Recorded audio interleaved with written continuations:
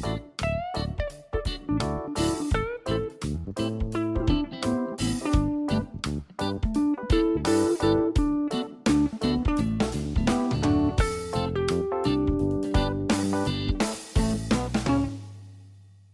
Friends, my kitchen my રેસિપીમાં આપનું સ્વાગત છે। આજે આપણે રવાના લીલા ઢોસા બનાવીશું। ખૂબ જ ટેસ્ટી, સ્વાદિષ્ટ અને ક્રિસ્પી એવા આ ઢોસા બનીને રેડી થશે। જોતાં જ ખાવાનું મન થઈ જાય તેવા આ ઢોસા આજે આપણે બનાવતા શીખીશું। સાથે ખાવાની મજા પડી જાય તેવી ચટણી પણ બનાવીશું। તો બધી ટ્રીક અને ટિપ્સ સાથે આજે આપણે આ રેસીપી શીખીશું। રેસીપી સારી લાગે તો લાઈક અને શેર જરૂરથી કરજો, અને જો તમે મારી ચેનલ ઉપર નવા હોય તો મારી ચેનલને સબસ્ક્રાઈબ કરી બાજુનું બેલ બટન દબાવવાનું ભૂલશો નહીં, જેથી કરીને તમને મારા નવા વિડીયોનું નોટિફિકેશન મળતું રહે। તો સૌ પ્રથમ આપણે પાલક લેશું। પાલકના પાનને આ રીતે સાફ કરી અને તેને ધોઈ લેશું, અને પછી ધોયેલા પાનને આપણે આ રીતે ચાકુની મદદથી પહેલાં કટ કરી લેશું। પાનને આ રીતે કટ કર્યા પછી હવે તેની આપણે પેસ્ટ બનાવીને રેડી કરીશું। તો જો બાળકો પાલક ન ખાતા હોય તો બાળકો પણ આ રીતે જો તમે ઢોસા બનાવીને આપશો તો તે હોશે હોશે ખાશે। તો હવે તેને આપણે મિક્સર જારમાં લઈ લેશું અને તેને ક્રશ કરી લેશું। થોડુંક પાણી એડ કરશું અને પછી તેને ગ્રાઇન્ડ કરી લેશું। ગ્રાઇન્ડ કર્યા પછી સરસ આપણી પાલકની પેસ્ટ બનીને રેડી છે। હવે તેને આપણે એક વાટકીમાં કાઢી લેશું અને મિક્સરના જારમાં થોડુંક પાણી એડ કરી અને બધી પેસ્ટ લઈ લેશું। તો અહીંયા આપણી પાલકની પેસ્ટ બનીને રેડી છે। હવે આપણે ઢોસાનું બેટર બનાવીશું। અહીંયા આપણે ઢોસાનું બેટર બનાવવા માટે એક વાટકી જેટલો આપણે રવો લેશું। તેની સામે એક વાટકી જેટલો આપણે ચોખાનો લોટ એડ કરશું અને 2 ચમચી જેટલો આપણે મેંદાનો લોટ એડ કરશું। તો અહીંયા આ પરફેક્ટ માપ છે આ ઢોસા બનાવવા માટે। અહીંયા આપણે કોઈપણ પ્રકારનો ઈનો કે સોડા કે પછી દહીં કે કશું એડ કરવાના નથી। હવે આપણે 2 સમારેલા મરચાં, સાથે સાથે લીમડાના પાન સમારેલા, ખૂબ જ ઝીણી ચોપ કરેલી 1 નંગ સમારેલી ડુંગળી એડ કરશું। સાથે સાથે મરી પાવડર અડધી ચમચી અને 1 ચમચી જેટલું જીરું એડ કરશું। આખું જીરું એડ કર્યા પછી હવે તેમાં આપણે સ્વાદ અનુસાર મીઠું એડ કરી દેશું। હવે તેમાં આપણે રેડી કરેલી પાલકની પેસ્ટ એડ કરશું અને 1 વાટકી જેટલું પાણી એડ કરી દેશું અને બધી વસ્તુને પહેલાં મિક્સ કરી લેશું। આ રીતે ચમચીથી મિક્સ કર્યા પછી હવે તેમાં આપણે 2 વાટકી જેટલું હજી પાણી એડ કરશું અને પછી વિસ્કરની મદદથી તેને હલાવી લેશું। તો આ રીતે આપણે બેટર રેડી કરવાના છે। તો હવે આપણે વિસ્કરની મદદથી તેને આ રીતે હલાવી લેશું અને અહીંયા આપણે બેટરને એકદમ પતલું બનાવવાનું છે। તો તમે હજુ તેમાં 1 વાટકી જેટલું પાણી એડ કરી શકો છો।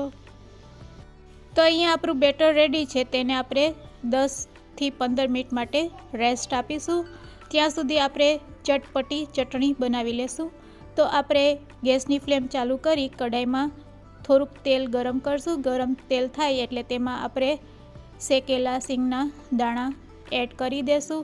1 મિનિટ માટે તેને શેકી લેશું। હવે તેમાં આપણે 1 નંગ સમારેલું ટમેટું, 2 નંગ મરચાં, આદું અને 2 થી 3 કરી લસણની એડ કરશું અને મીડિયમ ટુ લો ફ્લેમ ઉપર બધી વસ્તુને સારી રીતે સાતરી લેશું। બધી વસ્તુ સરસ સોફ્ટ થઈ જાય એટલે તેને આપણે મિક્સર જારમાં લઈ લેશું અને પછી તેને ગ્રાઇન્ડ કરી લેશું। તો તમે જોઈ શકો છો બધી વસ્તુ સારી એવી સોફ્ટ થઈ ગઈ છે, સતરાઈ ગઈ છે। તો હવે આપણે ગેસની ફ્લેમ બંધ કરી દેશું। ગેસની ફ્લેમ બંધ કર્યા પછી તેમાં સ્વાદ અનુસાર મીઠું, અડધી ચમચી લાલ મરચું પાવડર અને ચપટી હળદર એડ કરી તેને મિક્સ કરી લેશું। હવે 5 મિનિટ માટે તેને ઠંડુ થવા રાખી દેશું। 5 મિનિટ પછી તેને મિક્સર જારમાં લઈ લેશું। તો 5 મિનિટ થઈ ગઈ છે, હવે તેને આપણે મિક્સર જારમાં લઈ લેશું અને બધી વસ્તુને ગ્રાઇન્ડ કરી લેશું। તો અહીંયા ગ્રાઇન્ડ કર્યા પછી હવે આપણી ચટણી પણ બનીને રેડી છે। આ રીતે થોડુંક પાણી આપણે એડ કરી દેશું। તો અહીંયા આપણી ચટણી પણ રેડી છે, તમે જોઈ શકો છો। રેડી કરેલી આ ચટણીને હવે આપણે આ રીતે એક વાટકામાં કાઢી લેશું અને થોડુંક પાણી જારમાં એડ કરી અને બધી ચટણીને આ રીતે લઈ લેશું। તો અહીંયા આપણી ચટણી બનીને રેડી છે। હવે તેના ઉપર આપણે તડકો લગાવીશું। તો તેના માટે ફરીથી આપણે ગેસની ફ્લેમ ચાલુ કરીશું અને થોડુંક તેલ ગરમ કરીશું અને વઘાર કરવા માટે આપણે તેલ ગરમ થાય એટલે અડધી ચમચી રાઈ અને અડધી ચમચી અડદની દાળ એડ કરશું અને બંને વસ્તુ સરસ ફૂટી જાય એટલે તેમાં સૂકેલ મરચાં એડ કરી દેશું અને ગેસની ફ્લેમ બંધ કરી દેશું। રેડી કરેલો આ વઘાર આપણે ચટણી ઉપર સ્પ્રેડ કરી દેશું। તો અહીંયા આપણી સરસ ચટણી બનીને રેડી છે। તો 15 મિનિટ પછી હવે આપણે બેટરને પણ ચેક કરી લેશું।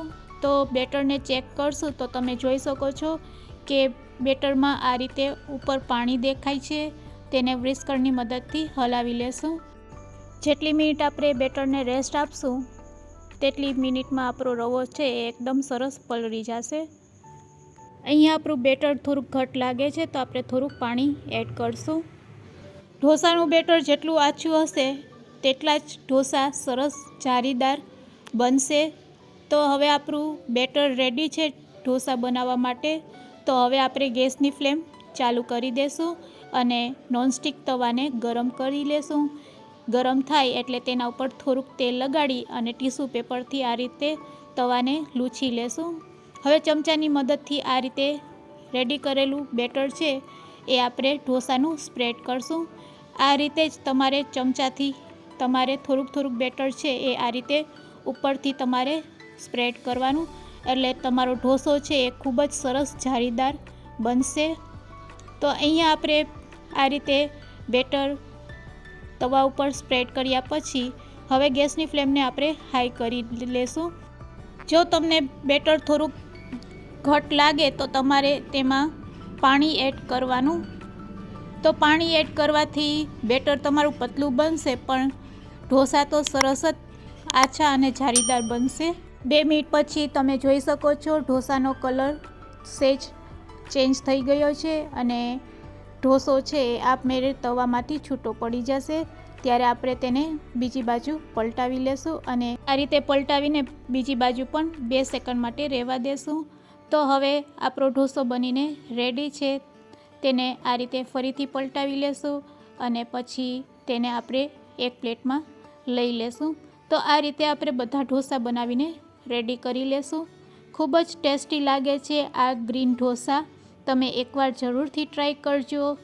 ફરીથી આપણે સહેજ તેલ લગાડી ટીશ્યુ પેપરથી તવાને સાફ કરી અને પછી તેના ઉપર આ રીતે બેટર ફેલાવશું।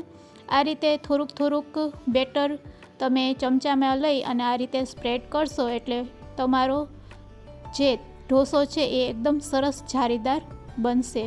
તો ખૂબ જ સહેલા છે રવાના ઇન્સ્ટન્ટ ઢોસા બનાવવા અને એમાં એ લીલા ઢોસા તો ખાવાની ખૂબ જ મજા પડી જાય છે।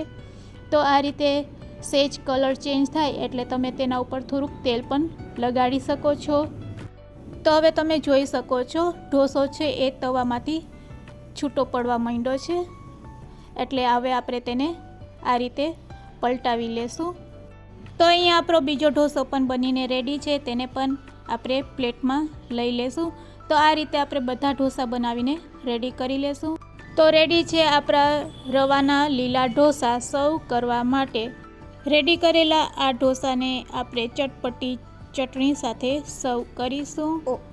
આ ઢોસાને આપણે શીઝવાન ચટણી સાથે પણ ખાઈ શકીએ છીએ। ખૂબ જ ટેસ્ટી એવા ઢોસા રેડી છે સર્વ કરવા માટે।